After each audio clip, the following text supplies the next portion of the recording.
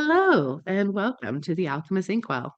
This is your spiritual podcast for grounded people, and it's 2024. Woo. It's a new number. Oh, it is a new number. How We cute, need a right? new number, honestly. 2023, good fucking bye. Hmm. Um, it wasn't a bad year, and I do want to say this, just preface this because I'm talking shit on 2023 because it ended like garbage for me, like absolute steaming pile of trash. But it wasn't a bad year, but it was so much. There was so much. It was like I don't have I have some nice things to say. I will say. Like for me, I'm in a phase right now. I've been tracking my astrology and it's like, ooh, this really dense time is coming to an end and I can feel the soil kind of breaking up as the roots are starting to grow again. And I'm Hmm. stoked about that. Um Hmm. so like in my personal timeline, I'm like, cool, things are happening. But then I look at the world and I'm like, I don't really know if I have something nice to say to you, 2023, other than you were a year Hmm. is a truth. Yes, Yeah. that's fair. I Hmm. feel the same. I feel very much the same, especially with the world component of it being very much just um it wasn't great. It was not great for the world. 2023 was really rough for the Left some world. things to be desired, had room for Yeah. improvement. All those things we all saw on our report cards. Yeah. Yes, exactly, exactly. It is not S for satisfactory. Hmm. It is, it is an N, needs improvement. Hmm. I will say on a personal level, I think that there was a lot of amazing things about 2023, and there was things I loved so much, and then there was also some less than ideal things as well. So we traveled a whole bunch. That was Hmm. amazing. We got to see each other more Um, than twice the amount that we usually see each other in a year, which was really right? cool. That Believe was it or not, very you guys, cool. I actually really think Emily's the coolest person in the world, even off screen. So Same, man. We like hanging out with each other and stuff. It's like wild. Um, but no, we did. We actually got to see each other a lot this year, and that was really cool. Mhm. And in a lot of different countries, which was also really cool. We both bought houses this year, which was amazing. How we Truly keep doing those amazing. things together. Yeah. It wasn't planned, guys. It wasn't planned. We did not plan to do the thing together at the same time. It just happened that way. Um, The universe was so like, those types okay, of you need things, support for this one. right? Right. You guys need someone to vent about this with, so you're not doing it alone. So there was good. There was very good things. It just Mhm. also was I think it was a very emotional year. It was a very taxing year. Um, there was just a lot to handle and do and be present with. And it's weird looking back to this time last year because we were buried under like 35 feet of fucking snow. And my kid broke his knee and like all these things. And I'm like, wow, that was only last year. Like that Mhm. was only like 12 months ago. I remember that. Yeah. Okay. It's like, dang. So it's like that's kind of the flavor, like it's just been Mhm. a lot. Yeah. So it was bad. Yeah. I spent a lot of 2023 coping with 2022. And Ah, you would think that the rest period after a big action would be easier. But honestly, it's harder because you have nothing to do with yourself but process. yeah. And I think that that was something I really had to sit with this year. And I think 2023 also asked me to stand up for myself more than I've ever had to. Mm, I yeah. came to understand myself in a lot of deep ways, and then I had to redefine some relationships. And that was Yeah. easy in a lot of ways, so cool in some ways. Like the people that stepped up and were like, cool, how can I see you in the way that you are was Hmm. amazing. And then there were some other areas where it's just like, oh, this is going to be difficult for them. And now because I'm trying to accept who I am, I have to make space for them to have feelings about me. Um, and deciding how much you give in that situation and how much you allow it to affect you is an art and a skill honed by experience. um, Hmm. but it's really cool. And again, the whole year seemed like even though it wasn't easy, the things that were happening to me did end up, as they often do, happening for me. And I think I'm seeing some purpose in a lot of it now. which is great. There's some stuff we're still in the weeds on, but that's life. Yeah. Right. Yeah. Cool. What are your vibes then for 2024? I feel so bad about anybody watching the video and seeing my face. So 2024, as you know, between now and the actual beginning of the zodiacal year, which I've studied a lot more in depth, Mm-hmm. um, the vibes I get when I just lean into the energy is I do feel like we have this beat. It's like a buffer right before the eclipse season kicks back in again, which is going to Mm-hmm. be in that April time zone, which is also March, April is when the zodiacal year starts. But also, we have this period of just things moving forward and people just sort of moving with it. I don't know that we're all able to grasp the moment right now. You know, some of us are just going to be actively resting and retreating to do that and just kind of going along with it, keeping pace, but um, not really on the grind, so to speak. Mm-hmm. And I think a lot of what's happening in the world is just going to feel very, I'm trying to find the best word for this. I just don't feel like we're going to be super excited about a lot of things, even though I don't think a lot of it is going to be like super detrimental. We are just having to really process emotions at this point, is what Mm-hmm. it kind of feels like. And I do have astrological support now that I'm thinking about it for that. But what do you think? I think that's fair. I think that's fair, a fair assessment of kind of the energy that's coming in. I think, well, okay, I think a couple different things are going to go on. I think it is going to be an incredibly life-changing year for Oh, everybody. sorry, I was only talking about the first quarter of it. I should have talked about the rest too, but yeah. Yeah, no, no, no, Yeah. you're totally good. I mean, you could circle back around and talk about the rest. Cool. I think it's going to be a really life-changing year for everybody. Mm, I think it's going to be a year, and I'm not saying this to freak anybody out, so I'm just prefacing that. I'm not trying to scare you when I say this, but I think it's going to be a year very unlike any year we've ever had in known memory mhm, of, the people that are alive on planet right now. I think it's going to be very different. I think it's going to be a year where governmental structures change, where things move, where mhm, things that have always been normal or the things we're comfortable with change and alter and shift. And I think it's ultimately a really good thing. It feels very mhm. good. Like it feels like it's a very good, positive thing overall. It just is, it's just going to be a really different experience. Yeah. Yeah. I mean, 2024 in and of itself, you know, I think about 2020 being sort of a new beginning period. Like that's Hmm. my new chapter one when I think about what era we're in right now. Yeah. And 2020 brought us the conjunction between Saturn and Jupiter, which tend to Hmm. define social trends going for about 20 years. They are a big deal in ancient astrology as far back as it goes. And we saw them be a big deal that year as well. Brought in this whole new way of how we're figuring things out. It didn't immediately drop a new society on us. It said, we're starting something new right now, and we have Hmm. time to grow into it, just like we do with every cycle. And then 2023 was the first aspect that Saturn and Jupiter had after that. So they had Hmm. their opening sextile aspect, which is a supportive aspect. And it's sort of we've all noticed that 2023 was sort of okay, we're over the mindset now. Like we're coming out of that cave of perspective. Hmm. And now we're looking for what comes next. And we're thinking about it. And we're kind of wanting something to Yeah. move. And we all started kind of getting decisions on what we thought that should look like.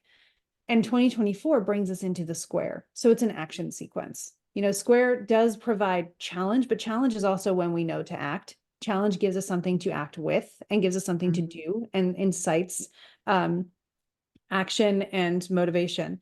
So I think 2024 bringing us that. I have my little handy dandy thing that I'm going to be giving to my mail list soon of the astrology of 2024.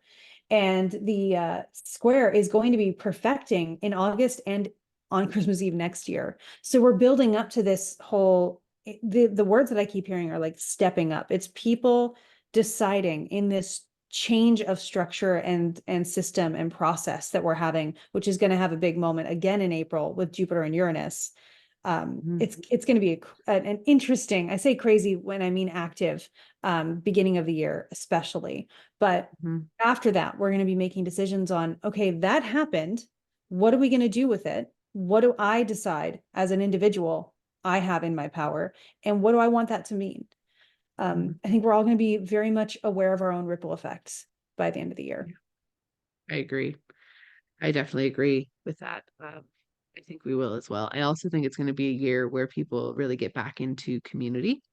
Mm-hmm. Um, I feel like when we had 2020 happen, we were really isolated and we were like, oh my gosh, I'm so excited to be with people again. And then we kind of had the band-aid ripped off and it was like, now you're with people. But now also because of a lot of freedom that was found in 2020, a freedom of Mm-hmm. thought and freedom of movement and freedom of and not movement Individuality. obviously like physically around, but like movement of like ideas and things like that. And like people who got to work at home, and there was just a lot of like freeing energy about 2020. I think the corporations and stuff reacted in a grabby ass way Mhm. as soon as everything opened back up.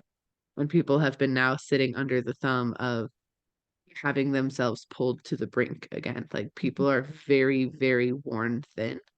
People Mm-hmm. are very just tapped. Everyone's just tapped. There's Yeah. nothing, and so something's got to give. And I think part of that giving is we're going to actually build community in a Mm-hmm. real and meaningful way, in a ton of different ways. Like it's all going to look different for everybody, right? It's not just like you're going to have friends in town. Like sure, some of that absolutely, but also like digital community and grand community and societal based community. Like I think it's going to be a really influential year for community relationships and Yeah. having impact. And I was thinking about that because it also reminds me of the advice that I ended up giving my parents during 2020. Because I was like, it's not going to go back to, there's no normal anymore. We have to decide what a new Mhm. normal is. And, there's a lot of questions about that. For someone who wasn't looking at it from a very zoomed out astrological sort of perspective, it was like, oh, well, it has to go back to normal because what else is there? And it's like, new, whatever that Mhm. is. And, I had said to my mom, like, ultimately, this is going to bring people together. And what we've seen consequently is people deciding themselves. And so in that, we've seen processes of a lot of pulling apart and Mhm. individuation. Um, and so when I would recommend to every individual, whether I agree with you or you agree with me, find your people, find what's for you, go there, Mhm. and then see how that helps you grow. And if you find yourself in a place and you think it's for you, but you're angry all the time, reconsider. And I think that's the gentlest advice I could probably give to every individual across the board without being able to see them face to face and understand them. I think that's fair. Yeah. Yeah. Yeah, that makes a lot of sense. Very much so. Um, the other thing I'll say with that too is I do think there's going to be an uptick in people realizing that they lost a lot of their spiritual excitement Mm-hmm. since 2020. People, no matter what was going on for you, spiritual awakenings were happening en masse Mm-hmm. on 2020 in 2020, which was amazing. We wanted, like, that is a good thing. We Mm-hmm. like that. And that goes for people who had nothing, like lost their job and were just sitting at home. They spiritually awakened, and people who are working in, healthcare at Mm-hmm. the time. Like I have worked with people in both that all had their 2020 spiritual awakening. It was a huge thing just societally, like Mm-hmm. just across the board, for a myriad of different reasons. And since then, a lot of people have started to feel that slip of like it not feeling exciting anymore and not feeling connected with it anymore and having feeling like there's a missing of it that comes up almost like, hey, remember how you discovered all these things and it was really fulfilling to your soul, and then the world opened back up and you didn't have time to do it, so it just got put on the back burner. I think this is, especially the first quarter of the year, is the time when people go, oh, whoops, I Mm-hmm. don't want to put that on the back burner. I want to reconnect with this and have like a big, I think there's a resurgence of that comes up in a meaningful way that makes it more permanent in our society. Agreed. Yeah. It's, once the world got running again, we all started worrying more about where we fit in the world rather than what our world looks like and who we are. Mhm. Yeah. And that can be absolutely distracting. When I've been meditating over the past few days, like, is there anything I need to know? And we're going to do something in this podcast episode to sort of Yeah. help you come up with a focus if you're looking for one. But I was thinking, in the calendar year, is there something I should focus on? And there was this emphasis on detachment from other people's expectations, from like specific outcomes that need to be a certain way, from how I want people to see me, and all of these things that are completely out of my control, to detach from those things and just there's a YouTube video from years and years ago about a kid who was trying to like buckle her seatbelt or something, and her dad was like, "Can I help you?" And she goes, "No, you worry about yourself." And Mhm. every time my guides clung to that. So every time I start getting fussy about how somebody else should be, all I hear is, "You Mhm. worry about yourself." And I'm like, ah. So one of the things this year that I'm focusing on is, where's my power in this? What do I have the Mhm. influence of in this? What's in my sphere of influence? And, Mhm. if I can just give myself that little snow globe, I can be okay. I can rejuvenate. And then when it's my time to act, I will be there and I won't miss it by expecting it to be something different. Yeah. No, I think that's a really great focus. And I will say, I do encourage everyone, like, get back to yourself this Mhm. year. Like, if you're going to set, if you don't know what intentions to set or what manifestations to call in, again, this is a happy human new year. Like, this Mhm. is not real. I mean, it's real in the sense that we decided it was real, but it's not real in the sense of, and no other culture before about 500 years ago decided that this was the new year. This is just an us thing. And if we can decide that this is real, imagine what else you can decide is real and make real. Yeah. I'm just saying. Right? No, for sure. No, it's very true. But yeah, if the only intention you set is to like, I intend to get back to myself again, that's a perfect one. Mhm. That's a perfect one for this year. And Krista alluded to it. We were like, what should we do on this podcast episode? It is a bookend, and we are going to talk about the books that we read in December and also in this year that we loved and we wanted to just hype up again. But Krista had the beautiful, wonderful idea that we're both going to do a card pull for you all. Um, I guess just to like flavor the year, I guess just to be Yeah. like, let's kick us off. Yeah. What do y'all need Yeah. to hear? Yeah, Krista's gonna do one, and then I'm gonna do one with our respective decks and kind of with Mhm. our respective styles and go from there. The only other thing I want to say on the note of community, Yes. let's talk a little bit about the Sacred Spaces gathering, shall we? Yeah. So speaking of people who are like trying to find your people and finding what's for you and all that stuff, we have one of those. And if you're listening to this podcast, this is absolutely for you. And it's going to be happening here in Richmond, and I'm so excited.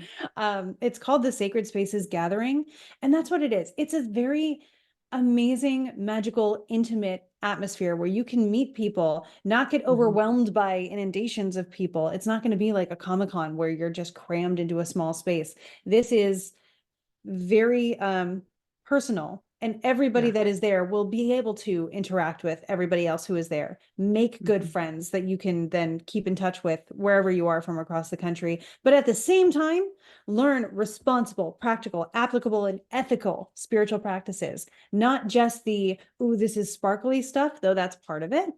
This is the, what does this actually do in your life? How do you do something with it so that it doesn't start fading and feel like it's not, as M was putting it, there for you anymore, even when you're interacting with the outside world. Yeah.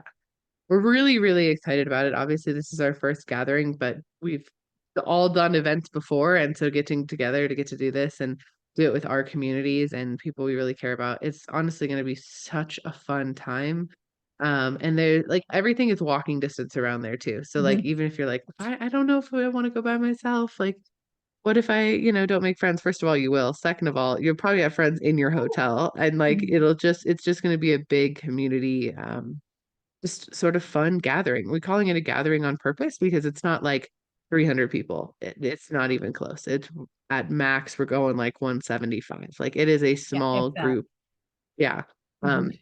Um, it's a small gathering on purpose so that everyone gets to be together and everyone Mhm. gets to hang out together. And there's so many fun events and speakers, and we have a big sound healing that we're going to do together as a group, and there's a vendor fair and workshops. I mean, there's so many different things Mhm. that we get to do with this experience, and I'm thrilled about it. It's going to be incredibly, incredibly fun.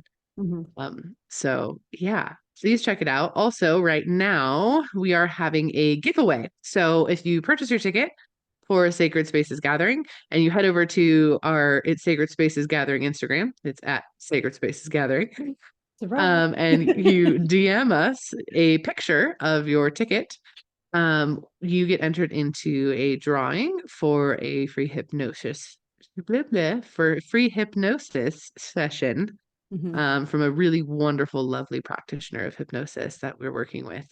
And yeah, we have a couple of those that we're giving away. And if you share the event with your friends or share the giveaway with your friends or tag people and they, purchase a ticket, etc., you'll get more entries beyond that as well. But yeah, Mhm. so we have a fun little perk there as well. If Yeah. you have already bought your ticket, fantastic, you can do it. If you haven't bought your ticket yet, go ahead and buy your ticket as soon as possible, and then you can enter that contest, which Mhm. ends, I believe, the 5th.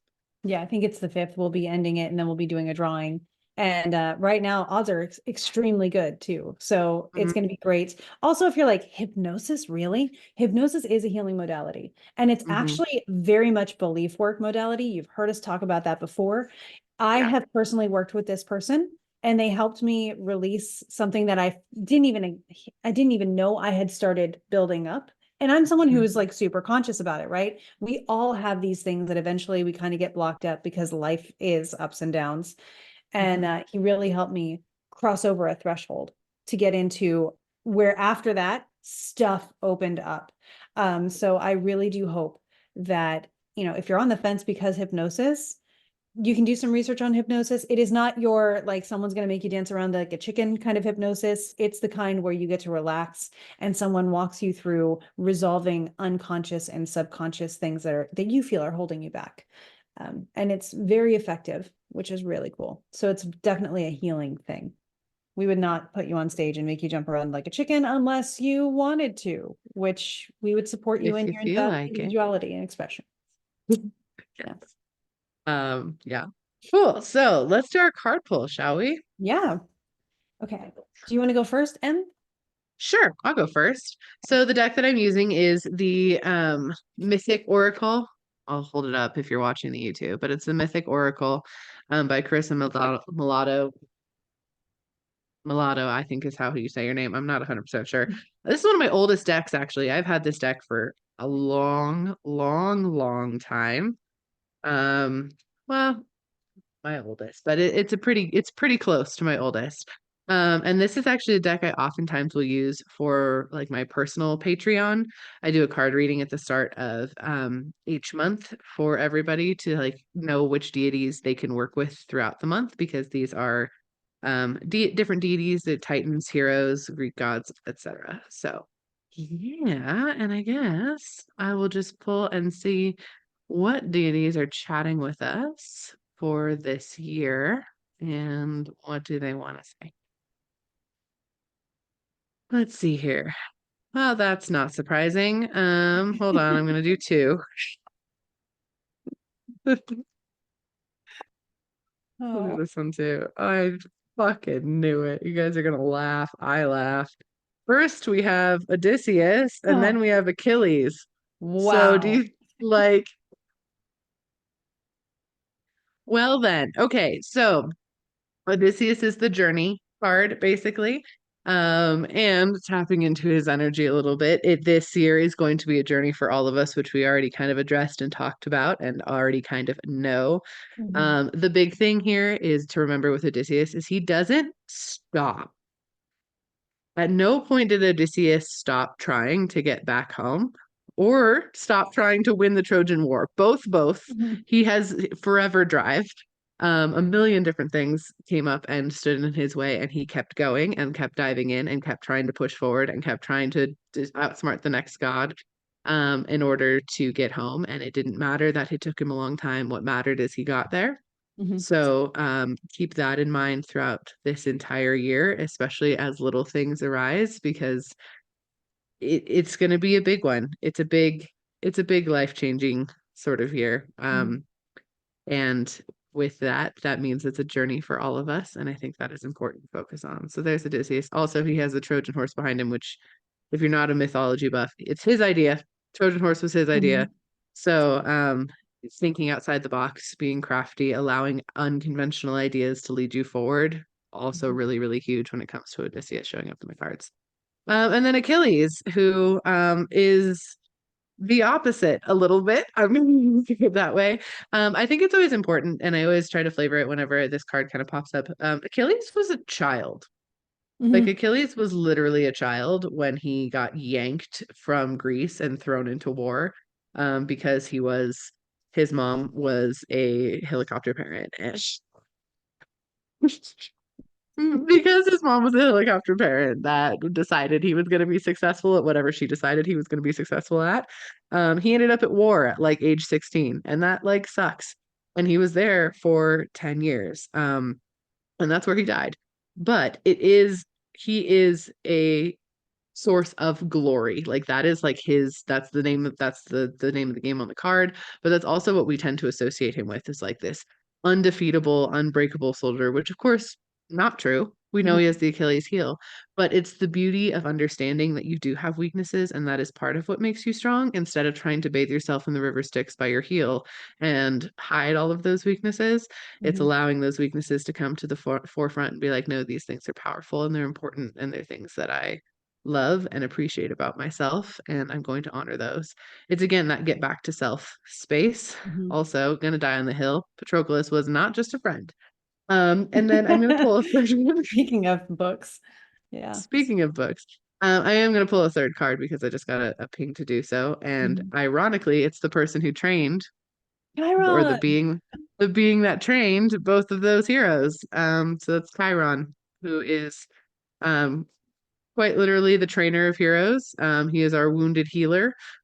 He is a healer. He is the constellation Sagittarius. Mhm. Um, he is a really wonderful source of wisdom. It's basically just saying you're not doing all of this alone this Mhm. year. You're not doing it by yourself. This year, you do have your guides, you do have support, you do have mentorship, you do have people willing to stop the eagle from eating your liver by getting shot by with a poison arrow. that's that's Chiron's part of Chiron's myth. Mhm. Um, but also just to remember that you have support systems in place, and that magic can be real, and things that you set your mind to can actually come to fruition. Mhm. And the So, healing can make you a hero. yeah, exactly. So there we go. That is a weird reading, the way that those heroes came out. Not a single, like, well, Chiron's a deity, but like, dang. All right, guys, Mhm. let's do it. Yeah. Okay, so I am doing the Avatar Arcana by Ariana Rose Art. This was actually gifted to me by M. I'm going to put this here so it's not so shiny and you can see. There we go. And that way, if Yeah. you want to look it up, it's actually a fan art deck of Avatar: The Last Airbender, which is the best thing ever. Because I prefer tarot because I understand symbolism a lot more. But also I am not versed in tarot, so I can go Mhm. into the characters here, kind of like we do with the Forgotten Storytellers, and understand the character, channel the character a little bit as well. Yeah. So when I look at what is coming up this year, I'm going to start with one card, and it's going to be this one. And it is, ooh, so it's 10 of wands, which on here we got pie show tiles, which is really cool. That's Um, cute.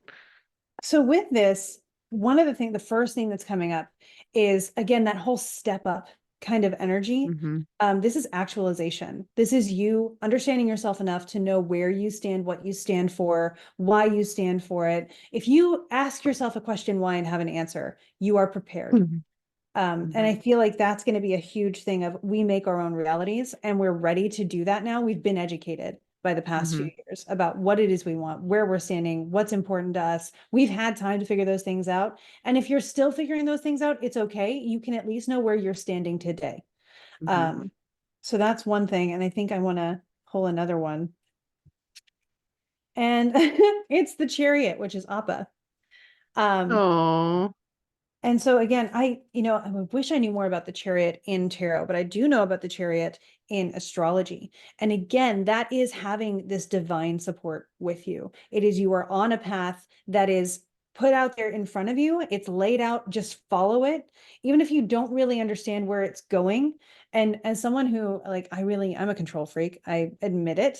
I prefer to know why I'm doing something, where it's going, what's going on, but sometimes you just know why you're there in the moment, like we saw with the 10, and you know at least where you want to end up, and then you allow divinity or life or everything else to sort of build the path for you forward and guide you there. So I feel like the chariot, at least in this case, is this divine companion that will carry you to where you're going. Even when you feel confused, all you have to do is, very much like Odysseus, just stay the course, know what you're there for, know what you truly believe in, and Yeah. those will educate your choices moving forward. I'm asking if I should pull another one, and I think I'm actually supposed to keep it there. So I would recommend watching Avatar: The Last Airbender and doing a character study of Appa, because Appa never speaks except for that one episode where Aang is dreaming, but is always there, is always like right when they need someone, Appa's there. You need a divine wind, Appa's got you. Like there's just Hmm. this support that comes with the ability to move when you need to move and be conveyed where you need to be, that I think we're going to be experiencing in our individual soul journeys this year. Yep. I agree with that. Good reading. And I love having Appa pop up in the cards. I It's know. I was awesome. like, So wait, no Uncle Iroh, but because it's Chiron okay. came up. So it's like maybe No, Iroh. but Appa still has the same vibe of that. Like, I'll take Yeah. that for Appa, sure. well, and to that point too, right? The original airbenders were the sky bison. So Yeah. that's how they learned the ability to do that, because they are the original mentors. So Mm-hmm. great. Yep. Yeah. Which I love. Hmm. Cool. So that's a kind of kickoff to the year then, I guess, card reading wise. So Hmm. let's do some bookending, shall we? Yes. My goodness. It's been a year of books. It honestly, it was one of the best reading years I've had in a while. It was a good In one. a while, especially the first half of the year. Especially the first half of the year. That was really, it was a really good reading year for me. Hmm. It made me very, very happy. Lots of fun fantasy stuff. Um, light, fluffy things, Yeah. Sorry, I'm not just looking super at my heavy bookshelf to things. be like, which one of you were added this year? But there's a lot. So. Yeah, no, same. I know. I might grab my, I have like a book journal that I like keep track of them all in. I might grab that. This month, let's just start there. This month, what did I read? This month, I read finished the third book and the novella of the Stormlight Archive, which very, very good. Um, very, very good. I did take a break though before going into the fourth book because mental health wise needed it. Needed some like light, fluffy little Mhm. things to read because that was it. It's really fucking well good. It's so good and it makes you such a better writer, but it's so much. It's epic in the It's in all so senses of the word. it's so much. And I needed a break. Hmm. So taking that. So I started the fourth book of the Stormlight Archive, but I paused because I was like, I need some light. And then I read Bookshops and Bone Dust, which is the prequel to Legends and Lattes. And I really liked Legends and Lattes. Was it one of my favorite reads from last year? No. But I did. I liked the vibe of it a lot. Well, now that I read the prequel though, which I do highly recommend read Legends of Lattes first and then read the prequel because the prequel it gives you such a depth of understanding of the main character and her motivations, and it wraps up the duology in a really cool way that prequels don't usually do. Like prequel books, I'm usually kind of like, okay, cool. We know about the story before the story, but we know it doesn't end where she gets to stay, or we know it because she's got to go on and do this next thing. And so it always kind of leaves a little bit of a something to be desired for me when it comes to prequel stuff. But this one was really, really good. And it really kind of just addressed the, you know, right place but wrong time feelings that Hmm. sometimes we have to deal with and how do we process that and it was really cool. Yeah. It was really good, so I appreciated that. It was just light, fluffy, easy to read, which I needed when we I also read here. I'll hold it up for the YouTube because I have it right here. It's called Major Detours, Hmm. and it is a choices novel or a choose your own adventure book by Zachary Sergey. It's so fun. It's such a fun book. I read it just in my time. I'm a really fast reader, so keep this in mind, but I read this super duper fast. It wasn't just when we were in Mexico. And it was just a quick little book to get through. But the coolest part about it is it is a choose your own adventure with tarot cards. Mm-hmm. So the whole book's premise is that they are trying to find four hidden tarot cards of this like super cult following deck, and they happen to have this deck. And these four teenage kids that are about to go to college basically have to go find all over via road trip all over California these hidden tarot cards and understand like how to unlock them from these secret things. And so it teaches you to read the tarot as you read the book. In like a much deeper way than I usually ever look into tarot anything. So I highly recommend it. It was really fun. It was a really fun adventure. It's queer and it's lovely and um it's cool. Like the journey that you get from it is worth the time. So I highly recommend that as well. And then now I'm reading A Psalm for the Wild Built is what it's called. It's basically novella sized. It's a duology of basically two like 4 hour long audiobooks is what I'm listening to it. And it's kind of nice because it's giving me some hope for the future of maybe humanity doesn't have to suck Mm-hmm. all the time. And basically, we built robots, robots gained sentience, robots left into the wilderness, and we honored that decision for them. So we ended up dividing the planet into parts that are for humans and parts that are for the wilderness and for the planet itself and for the robots. And then our main character is a tea monk, which I wish we had. I wish so deeply we had tea monks, but basically they go from town to town and they set up like a little pop-up tea shop, and you are encouraged to come and tell them your problems, and they give you tea.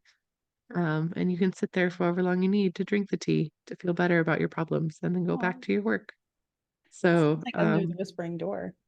yeah, it's really cool. It's cool. So we'll see how it goes. But that's what I read this month. Which is a lot, but Yeah. that's what I read this month. What about you? I started The Way of Kings, so I did not read that much this month. No, you didn't. No. So I'm a little over halfway through the first Nice. The Way of Kings. And you prepared me, it's an investment in the world building in the Yeah. first one. So I find myself a little bit frustrated, but as always impressed. So I'm just like, I know the payoff is going to be there, so I'm willing to work with it. Um, but I'm already planning my little like in between books that I'm going to be Yeah. doing as I accomplish the Stormlight Archive.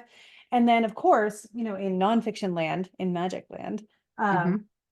I've been reading Small Magics Oh yeah. by, I think it's H. Byron Ballard. We've been reading that in my Patreon book club.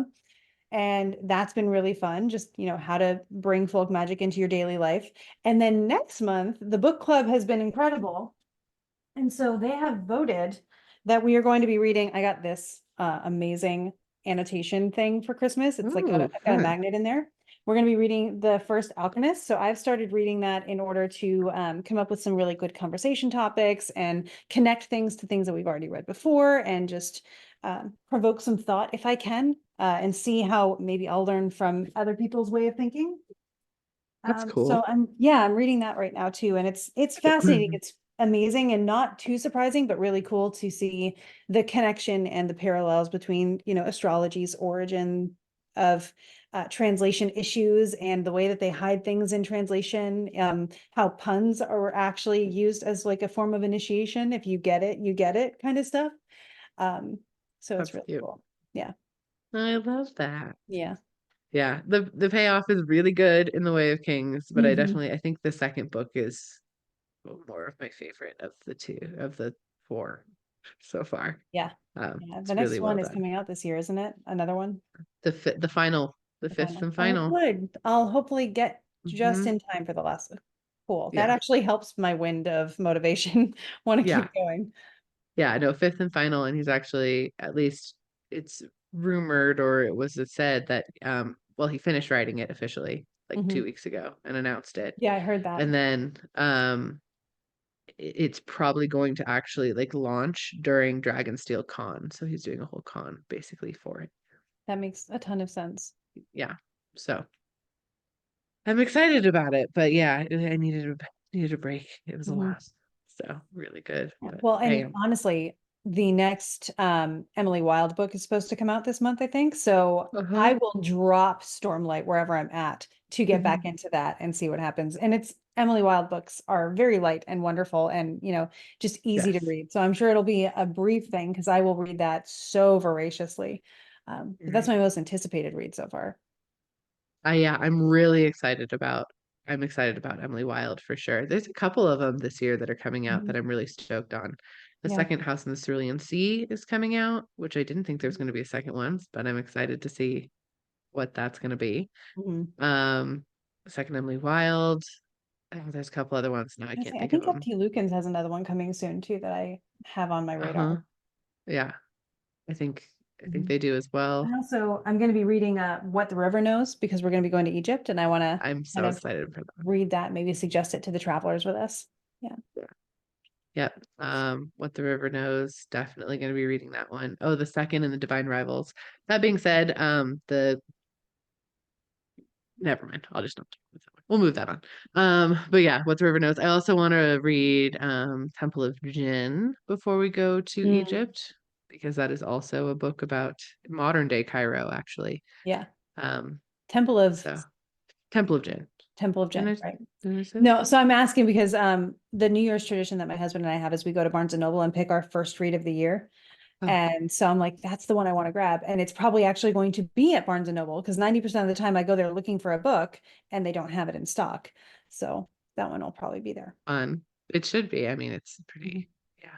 You would There's a think. bunch on my list right now that I'm like really excited to read. So we'll Yeah. I've see. been looking for Red, White, and Royal Blue since the movie came out again. And it's Yeah, just never been there. really. Yeah, Did you watch the movie? I did. It was good. It was Yeah, cute. It it was was well really done. cute. It Yeah, was really well done. I liked the casting. Actually, I think they Mhm. did really, really well with the casting. Agreed. I just wish his sister was in it. I don't Hmm. know why they cut her character. That was weird. Yeah. But no, it was really it was cute. Yeah, I love red, white, red, blue. It's one of those, Awesome. again, really nice hope for humanity kind of ones. Yeah, Mhm. absolutely. Um, Also, so I know your favorite read of the year was Emily Wilde, right? Pretty much, yeah. I also really enjoyed Spellbound by F.T. Lukens. Um, Nice. and I did enjoy the Cunning Man series that I read. Mm. I know he's up here somewhere. I keep looking at my bookshelf to see if I can catch his name. You know what? I have my key back. The Cunning Man series it's by DJ Butler and Aaron Michael Ritchie. I like them because they really did a good job of showing what Braucherei looks like in practice and looked like particularly in the 1800s.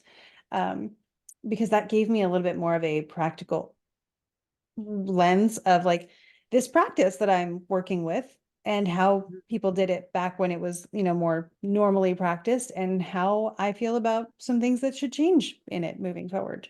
Um, Mhm. so Yeah. I appreciated that as part of my own like growth. Yeah, that's cool. Yeah. That's really cool. And it's cool that there was even a book about it that could help people. I went to Barnes and Noble looking for Red, White, and Royal Blue to celebrate something. I think it was like my lecture at Astromagia or something. When we celebrate, we buy books. And it was on the shelf facing outward. It was published in 2019, but it was on the shelf facing outward, right at my head height. And there was Mm. nothing else around it. So I was like, I guess I'm taking that home because I had just heard about it in our lineage's email chain. So I was like, Well, yeah, that's cute. apparently I need to read you. Yeah. Okay. Well, that's good. Yeah. Good. Emily Wilde also one of definitely my top reads for the year. Loved it. It's so good. And then hello, Jeff. Sorry about I that. Zelda was really no. excited about Emily Wilde too. Corgis are, mounts of the Fae. So, Oh, of course, absolutely. Logically. and now Dan's Um, taking her away. Hi Zelda. Uh, um, but yeah, I also the 10,000 Doors of January Mm, was 100% one of my top reads of the year. It was so, so good. It was so good. I can't recommend it enough. Just it's a book about how stories are magic, basically, and mhm. it's so good. It's so good.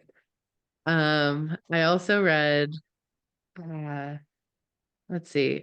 What are some of the other good ones? Of course, Stormlight Archive stuff was amazing. Loved that. And I did a lot. I actually read a couple of Brandon Sanderson's secret projects this year too. Mhm. So Tress in the Emerald Sea. Loved Tress in the Emerald Sea. That one was that was the best so far. I have two more secret projects to read.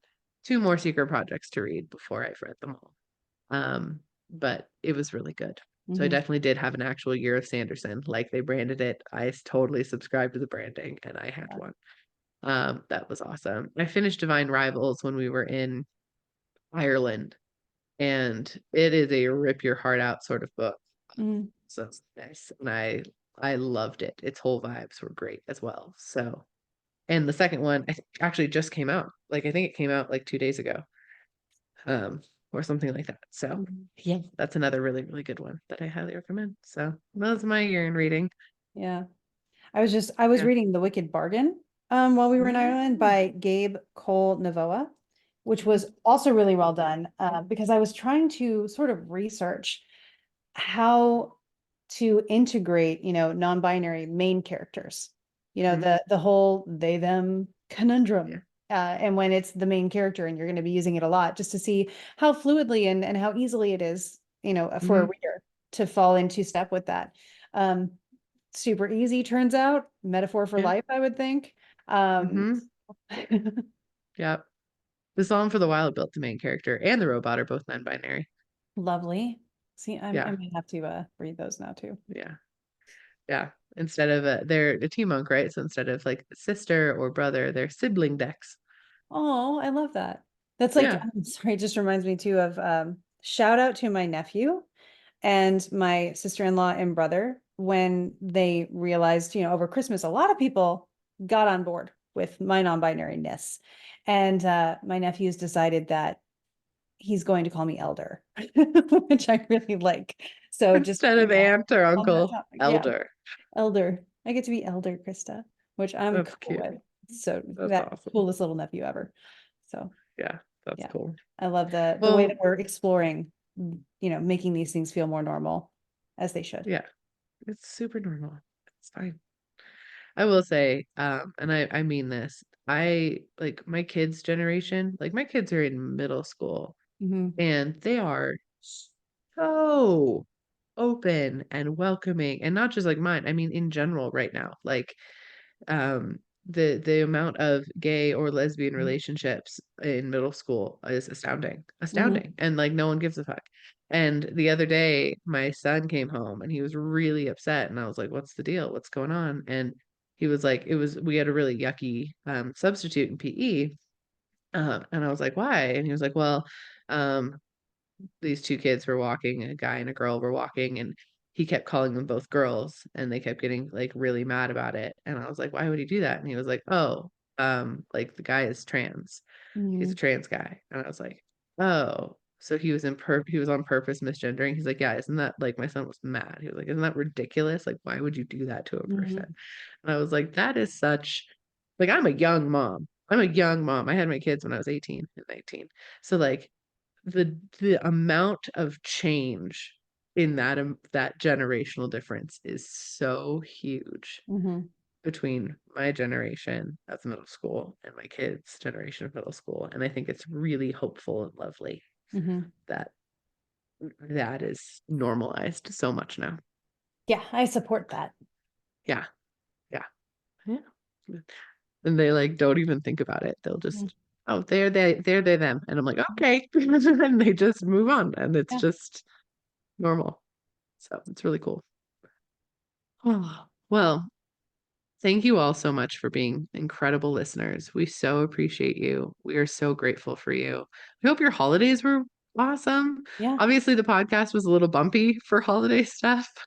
We We tried to didn't navigate have, that as gracefully as possible so we wouldn't skip an episode, and we did it. yeah, it was a little bit of an adventure, but we got there, and that's what matters. Yeah. But Oh, now it's back to more of a normal cadence yeah. And next week we for will the have another foreseeable future. guest. We So, do, yeah. so we'll We be have, talking to Rebecca, not Rebecca the ghost guide, but another Rebecca who will also mhm, be at Sacred Spaces, yes. providing readings there and things. So I'm very excited about that. Yeah. So yes, we do have a guest next week, but we're kind of we're back in the flow. We're Hmm. getting it. So, yeah. But thank you all so much for being here. Thank you for listening in. We hope you take all of the magic that's currently around us and you Go make go make some some magic. magic. I said magic twice in a row and it threw off my roll. I don't know how that went. First, go make some magic of the year. You guys tell us. Yeah. Hopefully it was lovely, and we'll always do our best. Okay, bye.